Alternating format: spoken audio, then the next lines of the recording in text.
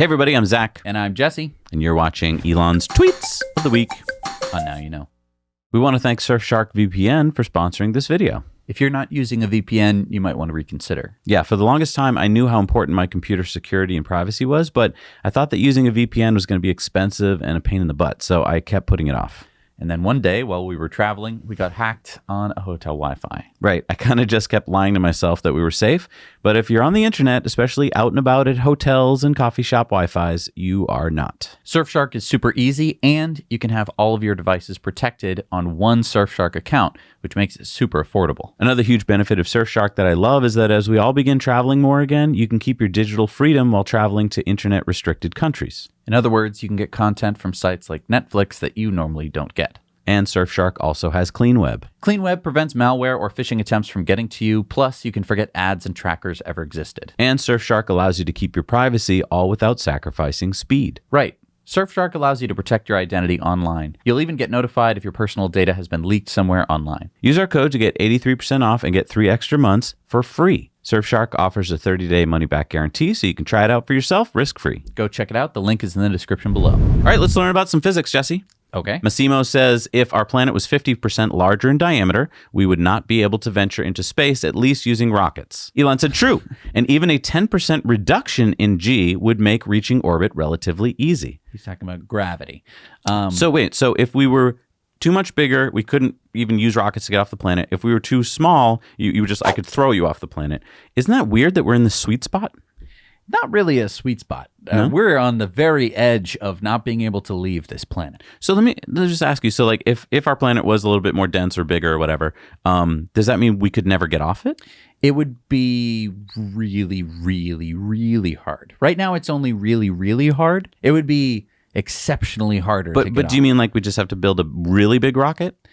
Like to the point where materials start to fail at those scales. So I just have a question. What if there's like another civilized society somewhere, and we've been saying all these years, like, why haven't they come to visit us? And it's because we want to visit, but we can't get off our planet. Could that be true? It could be, but I mean, if you want to really follow the Fermi paradox all the way down, there would also be probably civilizations on smaller planets who they weren't able to jump into space, but, because taking off from the moon, really easy. I mean, they probably hit golf balls into orbit around the moon. Right, it's not hard to actually do, especially with no atmosphere. We actually talked about this. If you did hit a golf ball on the moon, you could technically put it into orbit, and then it could like come back around and whack you in the head, couldn't it? It could. Tim Urban said, I'm in an ongoing relationship with a moody, sensitive, grudge-holding, and generally crazy girlfriend called the Twitter algorithm. Everything will be going fine, and then suddenly I'm getting the cold shoulder, and I don't even really know what I did and just have to wait it out. I'm worried about de facto bias in the Twitter algorithm having a major effect on public discourse. How do we know what's really happening? Shibatoshi Nakamoto said, yeah, essentially all the social media companies and search companies have the power to greatly alter public discourse with their algorithms. I'm also fairly certain that no one who works there would actually be able to tell you how the algorithms work. Elon said the algorithm needs to be open sourced. So Elon continued by putting out a poll. He said, free speech is essential to a functioning democracy. Do you believe Twitter rigorously adheres to this principle? The consequences of this poll will be important. Please vote carefully. And so over 70% of the people said no. Lex Friedman said yes for bots. Elon said, especially crypto spam.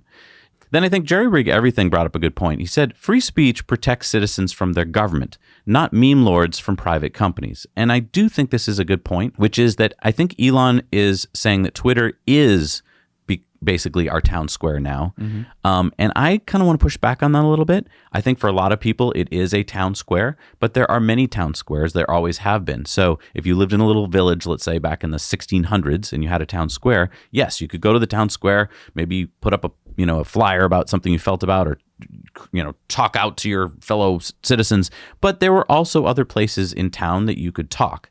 And I think Elon is equating Twitter with the only place that you can talk. So he said, given that Twitter serves as the de facto public town square, failing to adhere to free speech principles fundamentally undermines democracy. What should be done? Is a new platform needed? So I want to point out that, yes, there's 206 million daily active users on Twitter. That sounds like a lot. But let's put that in perspective. Facebook has 2.9 billion daily users. This is where, to me, I think, according to the letter of the law now, Elon is wrong. According to the law. Right. This is a private company, and they're allowed to do whatever they want with their network within the laws, and they are doing that. What Elon, I think, is saying here is that the laws have not been keeping up with the world, and people can adapt very quickly. What laws are that?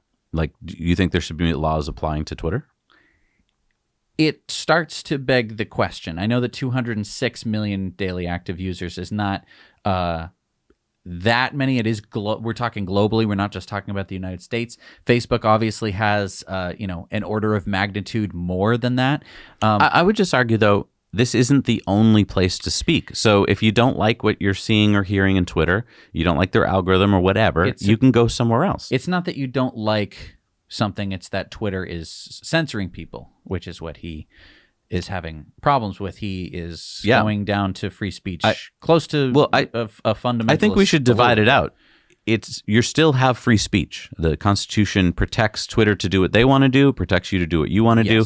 You may not like Twitter's algorithm. You may not like what they're doing. You are free to leave. Right. And so I would recommend, just like with any newspaper or TV show you don't like, you leave and you go somewhere else. It is a question of what is a town square anymore. If you go down to the town square, are you just going to be yelling at traffic? It's great that that's protected, but is that useful? And so that is the discussion that Elon is. I just think he should have here. I just think he should talk about it that way. I mean, he's talking about it as if it's free speech. That is not the issue, in my opinion. He's talking about that he doesn't like the algorithm, and that's fine. Maybe you want to talk to Twitter and tweak it. Some people on Twitter were like, "Hey, Elon, join the Twitter board and do something about it."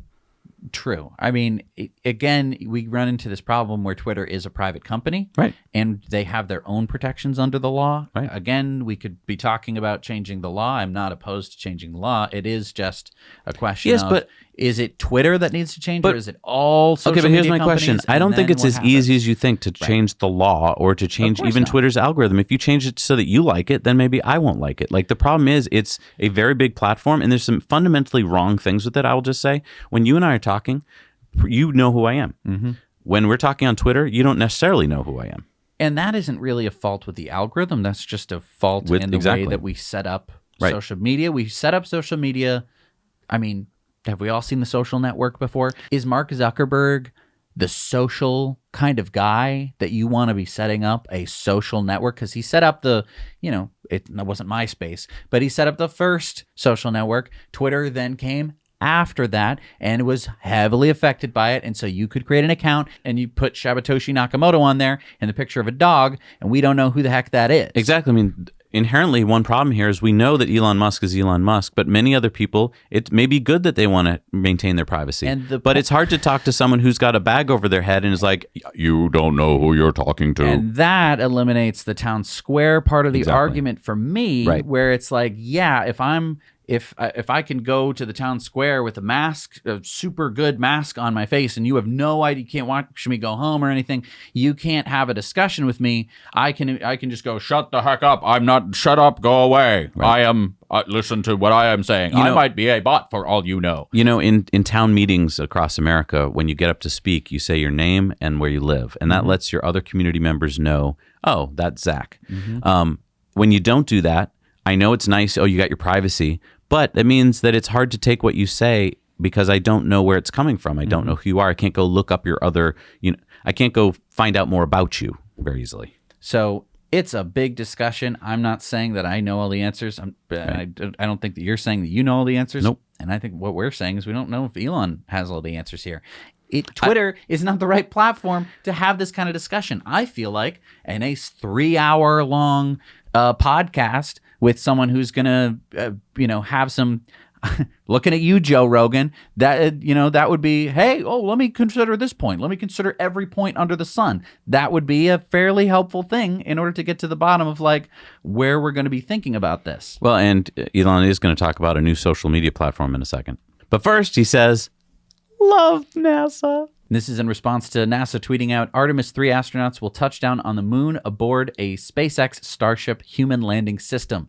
I mean, is this not cool or what? I know. I am so looking forward to this. This is going to really, I think a lot of us don't know that this is coming, or haven't really gotten the news or even think it's true, because some people don't even think we landed on the moon. But we are going to land on the moon again. It's been decades and decades. For a lot of us watching, it hasn't even happened in your lifetime. And so I think to have this happen again and even in a bigger way is going to be just so exciting. And then Elon tweeted out, the movie Gaslight has gaslit so many people, it's insane. So I looked it up and I'm really confused. There's a 1940s movie called Gaslight, but then a lot of people say it's fake and that it's not really a movie. And I just don't even know if I want to go down that road. I don't know. Yeah, it's something that I think when you're on Twitter, sometimes there's stuff that you don't have time for. Okay, And this is probably one of them. this is one of those things where I'm gonna put down my wallet. I'm gonna say, you know what? I don't have time for this. Right. I have to write the news this week. Right. I have other stuff going on in my life. I'm gonna just. That's what he said. I don't know. You can check it out if you want to. We're gonna move on. Elon tweeted out, old but good. And then he put up this meme, FBI, I see you crying through your front camera, but I don't even blame you. I'm crying too. And this is from Lord of the Rings, right? That's Frodo. Okay. And it says, Sam, it's like in the great stories, Mr. Frodo, the ones that really mattered, full of darkness and danger. Those were the stories that stayed with you, that meant something, even if you were too small to understand why. But I think, Mr. Frodo, I do understand. There's something good in this world, Mr. Frodo, and it's worth fighting for. And that's from The Two Towers. Don't know exactly what the reference is at the moment. It does take a lot to unpack.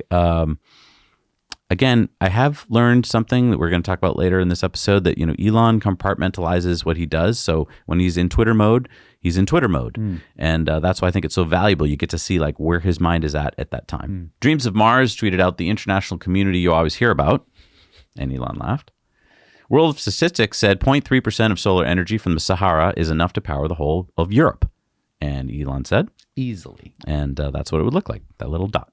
Dreams of Mars also said, it's also not a question of money. Global need currently is about 51 billion solar panels, or about 10 cents a watt for a 350 watt panel, equals 1.8 trillion US dollars, less than Biden's last infrastructure package. Surely on such a scale, the price per watt would come down a lot. And I think that's a really good point. This is actually an achievable thing. Like, kind of crazy to think about, I know, and a lot of people are like, that could never happen, but it could. Right. And then we could be completely independent of fossil fuels for most of our energy needs. Now, I know there's still probably airplanes and stuff that would need those, but like for a lot of our energy, we could get it from the sun.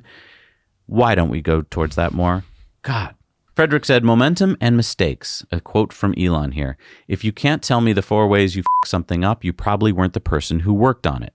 Musk and other senior leaders tolerated failures as a side effect of iteration. I remember once Elon saying one thing, which was like, if you can't tell me the 4 ways you f*** something up before you got it right, you probably weren't the person who worked on it. Giacomo Di Grigoli recalled. Musk echoed the sentiment. If there were 2 paths that we had to choose, one thing or the other, and one wasn't obviously better than the other, he explained in this 2003 public talk at Stanford, then rather than spend a lot of time trying to figure out which one was slightly better, we would just pick one and do it. And sometimes we'd be wrong. But oftentimes, it's better to just pick a path and do it rather than just vacillate endlessly on the choice. I think there's something very special about the all-nighter ethic. There's definitely something about the nocturnal lifestyle for engineers specifically that really opens up the chakras of creativity or code writing. People get slightly sillier, but also maybe a little more creative. They get tired, and some spirit and camaraderie wakes up in those hours. And you get more done because you're not afraid to tell people to shove it when they're doing something wrong, and the interactions become more interesting. But I also think there's this massive value that you harness when you're doing an all-nighter, when you've gone for presumably 7 or 8 hours of work, and you're really getting up to a point when something's about to be born, and then you go for 8 more hours. And instead of stopping to go to sleep and letting those ideas dissipate, you actually focus on the findings you've made in the last few hours, and you just go crazy and do some more of that. The tone was set from the top. Engineer William Wu remembered that Musk expected employees who work late on a Friday night to return by Saturday morning. Later, Wu purchased shares early in Tesla, just after its IPO, based on this experience. Workaholism does no good for me as an employee, but then I feel like if Elon does that at Tesla, then Tesla's going to succeed no matter what. It's painful to work for him as an employee, but as an investor in his company, it's a wise decision. Okay, here's some of the wisdom you get out of tweets that can be hard to find, and that's what I think we bring value to, is it takes some deep diving into these threads to find these tweets, but Elon did respond to this tweet, which means it's not just out of left field. This is how he works. And so, yes, I can't imagine working for the guy. I'm sure that it's incredibly hard and why so many people work only like in their 20s and then leave. But on the other hand, yeah, as an investor, why wouldn't you? Yeah. Tim Urban tweeted out, "This is my favorite episode of bad lip reading yet." And Corn Pop was a bad dude. And he ran a bunch of bad boys. And I did. And back in those days, to show how things have changed, one of the things you had to use, if you used pomade in your hair, you had to wear a bathing cap. And so he was up on the board, wouldn't listen to me. I said, "Hey, Esther, you, off the board, or I'll come up and drag you off." Well, he came off, and he said, "I'll meet you outside." My car, these were all public housing behind it. My car, there was a gate out here. I parked my car outside the gate. And he said, "I'll be waiting for you." He was waiting for 3 guys in straight razors. Not a joke. Shibatoshi Nakamoto said, wait, I can't even tell if this is real. What is going on? Elon sighed, and Tim Urban said, "It's real?" So, yeah, I thought this was fake. It didn't sound like he was just speaking gibberish. We have to understand that it is taken out of context, that there was a beginning of this that could maybe make it sound a little bit less disjointed. Because just for those of you who are wondering, Bad Lip Reading is a YouTube channel that can make it sound like people are saying things that they're not because they replace words, but it looks like your word. It's bad lip reading. Bad lip reading. And so a lot of times it'll just be gibberish, and this does sound like gibberish, but it looks like a bad lip reading. It's, Elon doesn't like President Biden. Yeah, and understandably, especially because if you view it through the lens that Elon views it, which is that Biden appears to be bought out by unions to do their bidding instead of standing up for actual principles when it comes to electrification, then which is an important issue. He is having fun, poking fun at Biden. Again, the clip is taken out of context, but it's used a lot to attack Biden for, being like this person who can't put together a sentence and doesn't seem to make any sense. I think if you were to put it into context, it would make a little bit more sense. I do think that it is kind of a wild thing to have recorded, but such is the world that we live in the year 2022. Slashdot said Russia launched Ukraine invasion with hack of thousands of satellite modems, and Elon responded, "Starlink, at least so far, has resisted all hacking and jamming attempts." First of all, that's impressive. I mean, because, I'm sure Russia's putting their top hacker people on this, and to not be able to hack it shows you a lot about how great their software is. Yeah, I'm really interested in the months and years to come into learning about how they were able to prevent the jamming from occurring, because that's amazing. Eva Fox said prices on used Teslas jumped 6% in the last 2 weeks to $65,000, and Elon said, as predicted. So, I mean, yeah, I get it. There's been a delay in when you can get your car. The prices have gone up. So even if you have a Tesla right now, it's worth more. And Elon said, as predicted, though. So that means he knew because of all this that it was going to happen. And he's talked about it. I mean, if inflation goes up, then the price of everything goes up. It doesn't mean that your used car is worth less. Okay, now this is a long thread. And normally, if we're doing tweets of the week, we would have had to have cut it because it takes time. I actually think these next 10 or 11 thread thoughts, not only these principles that Elon has run his life by, but I think that we could all benefit from some of this wisdom. So we're going to read them. I think you might actually want to come back to this if you're wanting to be more effective in life, because I'm going to. So Abhishek said, Elon gets done. In 2021 alone, he doubled his net worth to $271 billion and became the world's richest man. Here are 10 tips from Musk to get more done and do it faster. Stay optimistic. Musk once said, I'd rather be optimistic and wrong than pessimistic and right. Being optimistic can help you. Remain persistent, motivate your team, enjoy what you're doing. Note to self, optimists will win. Set stretch goals. Stretch goals are targets that sound impossible at first. Whatever you think is realistic, double it. The pressure to push beyond helps you build the necessary skills to get there. Share your goals. When you share your ambitions, everyone feels like they've got skin in the game. Your colleagues will work harder, your family will support you better, your audience will keep you dependable. Batch your tasks. Unlike multitasking, you don't switch between tasks and lose your flow. Instead, you do the tasks that demand a similar mindset together. Example, Musk processes all communications like email and Slack, etc. in one sitting. Start with critical work. Prioritize tasks that unblock your time, unblock others' time, make a visible impact. For many, that could be going through your email and setting tasks in motion. For me, it's streamlining my calendar and reviewing my emails. Communicate in a way that works for you. Musk prefers email because he's good at it. If you're more persuasive in person, then push for that instead. Communicating in a way that works for you is critical to getting your point across. Eliminate acronyms. Acronyms are supposed to save time and help you work faster, but more often than not, they can lead to misunderstandings. So if it's a not well-recognized acronym, just drop it like it's hot. Prioritize your common sense. Guidelines are built to help you work better. If they're inhibiting progress or are evidently wrong, then just ignore them. Choose your common sense and make sure the guidelines get changed. Seek negative feedback. Pick a conflict and ask a third person to tear it down for you.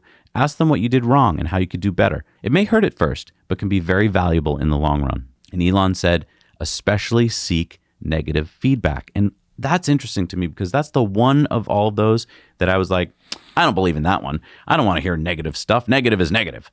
And Elon's basically saying, not really. And I think you kind of put it well. It's not that you're just looking for any and all negative feedback. You're looking for someone that you trust, that you actually would listen to if they were going to be giving you advice. You let them give you the feedback.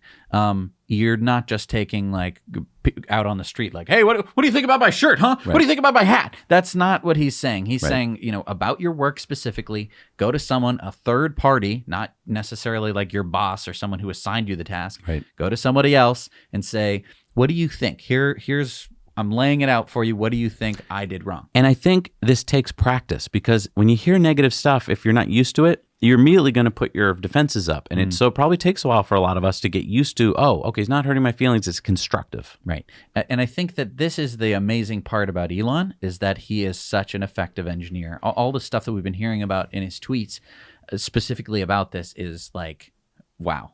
Feel like I'm learning a lot. This fun tweet that Cyber Rodeo at Giga Texas is going to be on April 7th, of course. And if you want to watch the live stream we're going to do on April 7th, that would be great. We want you to join us.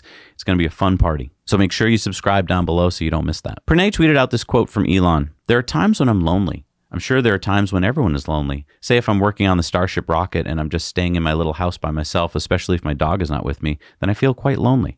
Elon said, true.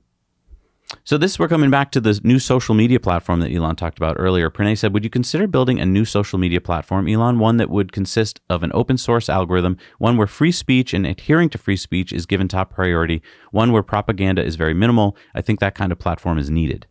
Elon said, I'm giving serious thought to this. Sasha said, might become as successful as your Pravda site back in 2018. And remember, Elon had said he wanted to start a new site where you would actually get to kind of rate the different news sources so that the crowd could kind of vote on who were better journalists. It doesn't look like he's ever done that. I think to me, this would actually be the more valuable thing he could create or that someone could create. I've been kind of longing for this.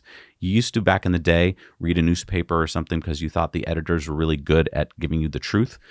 Nowadays, you're just reading endless articles from endless publications that you don't know who they are, and so you don't know if you can trust them. I hope here on this channel you're seeing that these are the two guys. You either like us or you don't, and you can decide whether you trust what we're saying. Moshe said, this could be stopped if Tesla will enable Sentry Mode in Israel. Elon, please do your magic and push an update so our expensive in Israel beloved Model 3s won't see any of this hatred anymore. Elon said, looking into it. So I guess Sentry Mode doesn't work in Israel? Yeah, I don't know the story behind that. To our Israeli viewers, please let us know what's going on in the comments below. Whoa. Costume change. Latest tweets. Here we go. Tesla Silicon Valley said FSD beta 10.11.1 is huge improvements. Best build so far, Elon. Elon said this is pretty good. 10.12 will have major improvements for tricky, unprotected lefts and heavy traffic in general. We're also making good progress with single stack. Then he was asked, what version are you driving? Elon said, I usually drive an alpha build, but switched to beta right before release, so I know what Tesla owners are getting.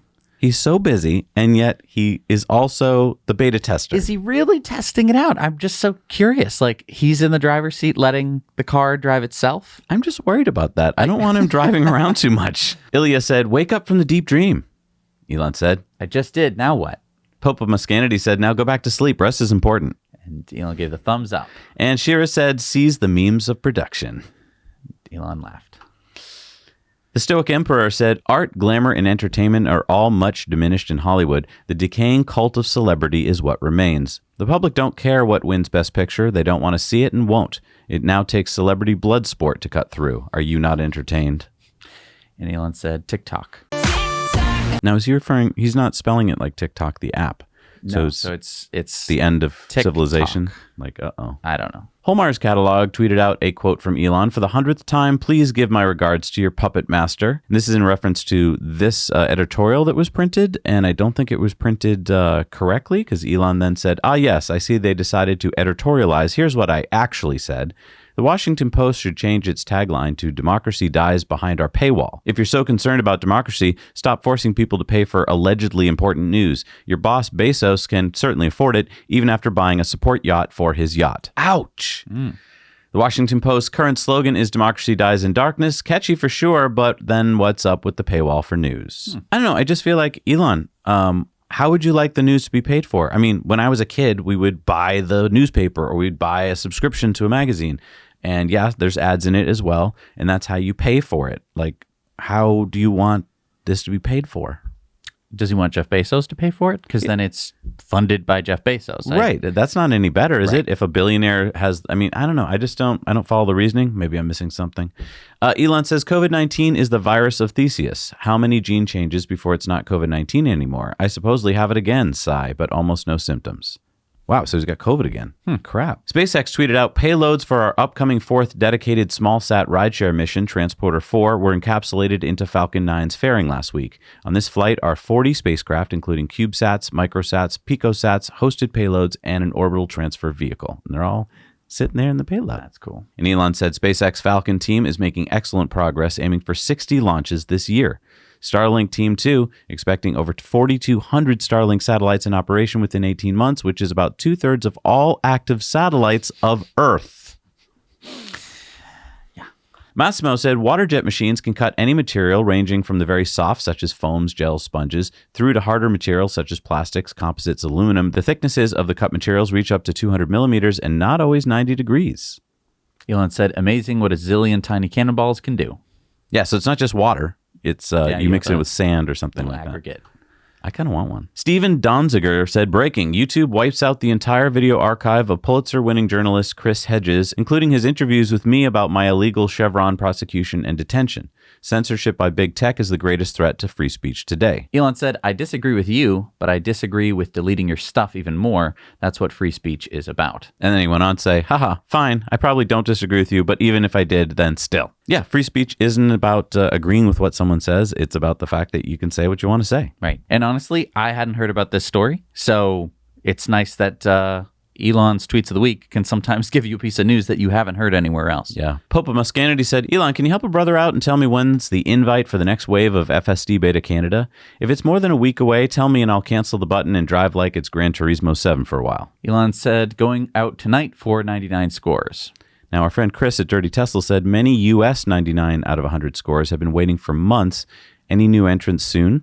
And that is kind of the problem here, is that like they don't seem to need any new people at the moment. Niche Gamer said, morning nerds, point of view, you are Chris Rock. And Elon tweeted out, rest here, traveler. You've seen too many Will Smith memes today. Shibatoshi Nakamoto said, Elon, have you been playing Elden Ring? I resisted for a while, but now I'm obsessed like generic gaming bro. Elon said, played some and will continue. I use mouse and keyboard, which is suboptimal, but okay with remapping. Art is incredible. Story is good, although I'm still confused about what's going on. Haha. Non-linear play style and no spoon feeding are cool. What's spoon feeding? I think it's just like easy peasy gameplay and stuff like that. Oh. Then he was asked, what's your favorite game right now? He said, I suppose it would be Elden Ring. Finished Halo Infinite on Legendary, which was not easy for my ancient neurons. Terminator Resistance is underrated, although the machines will be much better than this and have 360-degree long-range field of view. Sigh. Cyberpunk is brilliant. Now, can we go back to the Terminator Resistance part? That's a game. Is he saying, although the machines will be much better than this, does he mean like the real machines, like the Tesla bots that he's going to build? I don't think he necessarily means the Tesla bots, but like in reality, why would you make a robot that can only see, a small cone of vision when if you had the capability to do what Terminators do, you could just have cameras all the way around. So he just gave us a glimpse into the scary future. Yeah. Elon said, some people use meditation or yoga to calm their mind at the end of the day, but video games on hardcore mode works best for me. Dusty Green said, what would be an actual weapon that would work on machines like OG Terminator? Energy weapons? Can we make something that could counter them in about 10 years? And Elon responded with magnets. So Okay. probably electromagnetic pulses. Now, this is one of those tweets that does give us insight into him that you would normally just kind of not even see or overlook. And it's like he's telling you that like that's how he relaxes is on hardcore mode. Like, wow, that tells you a lot about him. Science Girl said a really dramatic example of the Leidenfrost effect. The moisture on his skin boils instantly, forming a layer of steam that insulates for a very short time, a temporary barrier between this person and the molten metal. Man, Elon said, don't try this at home. So, yeah, I mean, this is a real effect. That was not CGI, but don't try it at home. No. It's just a thin layer of water that is evaporating on your skin. Water's amazing. Sawyer Merritt says, news, a former official at a Detroit branch of the United Auto Workers has pleaded guilty to charges that he embezzled more than $2 million in union money. He's the 17th defendant convicted in an ongoing UAW criminal investigation into corruption. Elon said UAW slogan, fighting for the right to embezzle money from auto workers. And he went on to say the UAW stole millions from workers, whereas Tesla has made many workers millionaires via stock grants. Subtle, but important difference. Yeah, I think point Elon here. It's hard to argue against that. I mean, it's not just one bad apple here. It's like the whole barrel seems to be rotten. Teslarati tweeted out their article that Tesla's Elon Musk cites popular Eminem rap song in latest response to SEC. And Elon said, I mean, we're basically identical, a few differences maybe. And here's what he said in his SEC filing, a piece of it. The First Amendment requires that agencies proceed with caution when constitutional rights are at stake, not seek to pursue any and all novel theories that broaden their authority at the cost of individual freedom. Compare Eminem's Without Me, 2002. The SEC won't let me be or let me be me, so let me see. They tried to shut me down. This is in reference to the FCC fining radio stations that played his song, and he sued them, saying that I have First Amendment rights. And then Elon went on to say, the formal order is not an open invitation for any fishing expedition the commission may wish to pursue, and the commission errs in assuming that a court may not look behind its veil. To that end, the SEC twice denies that its subpoenas are issued under the consent decree, instead stating unequivocally the subpoenas were issued under the authority granted by the formal order of investigation. So, I mean, this is not over between the SEC and Elon. Tesla Owners UK said, hopefully not long until we get it here in the UK. Any idea of the timescale, Elon? Talking about FSD.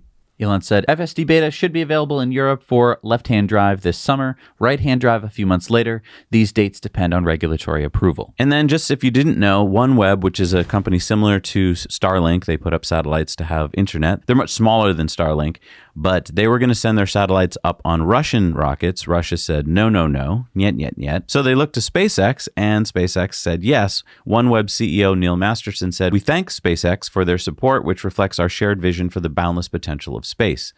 And Elon said SpaceX will do the right thing for OneWeb, even though they are a competitor. That's awesome. Elon could have just shut them down, been like, you can't go on my rockets. Well, I mean, why not just get the money? I mean, if you're the toll keeper, why not say, yeah, sure, you can cross the bridge? Elon tweeted out, sustainable energy generation from sun and wind is making great progress. And this is in reference to the latest numbers showing that 10% of global electricity for the first time in the world came from solar and wind. James says, if because of wealth tax, Elon had left PayPal with $60 million less, would Tesla and or SpaceX have made it past 2008? Kaplan doesn't think so. Either SpaceX or Tesla would not exist. Elon said, good point. SpaceX and Tesla would have probably died since both narrowly escaped bankruptcy in 2008. So that's an interesting way to think about that. Yeah, how many businesses die because they're overtaxed? Harsimran said, hey, Elon, supercharging has gotten very expensive in the last few weeks. This is similar to filling up with gas at this point. Any idea why it's so expensive all of a sudden? Elon said, we'll find out. Our aspiration is just to make a modest return versus the fully considered price of supercharging. Because Harsimran was in Canada, Elon realized Canada requires charging by the minute versus kilowatt hour. We're working to get that changed. Yeah, if you plug into a supercharger in Canada, it's every minute you're there. It has nothing to do with how much was put into your battery. And I mean, Tesla has tried to combat this by saying like under a certain kilowatt charging speed will charge a different amount, like a lower amount if it you know, when you're doing your taper charge. But yeah, this is a regulatory thing. Tesla has no control over being able to charge by the minute versus the kilowatt hour. And it's stupid. You wouldn't go to a gas station and they're like, all right, well, you've been there for 5 minutes. 1, 2, 3. All right. Especially if the amount could change. Right. And lastly, Jonah Critter said, I would love to interview you for Clean Technica, Elon. I believe in you, support you, and would never twist your words to fit a narrative. Would love the opportunity. And he said, okay. Well, that's cool. I love that he keeps being open to being interviewed by people. We've seen him interviewed by Sandy Munro and Lex Friedman. So this is great. We just get from a friendly person who's not going to just take out little quotes and put them in an article. That's wonderful. I'm looking forward to that interview. Yeah, she's a great writer. Thank you so much for joining us here on Tweets of the Week. I love that, this was a long tweet week and that we could dive into things and give you everything so that you can get a full narrative of what's going on in Elon's mind. And thank you for supporting the show. See you next week. Now you know.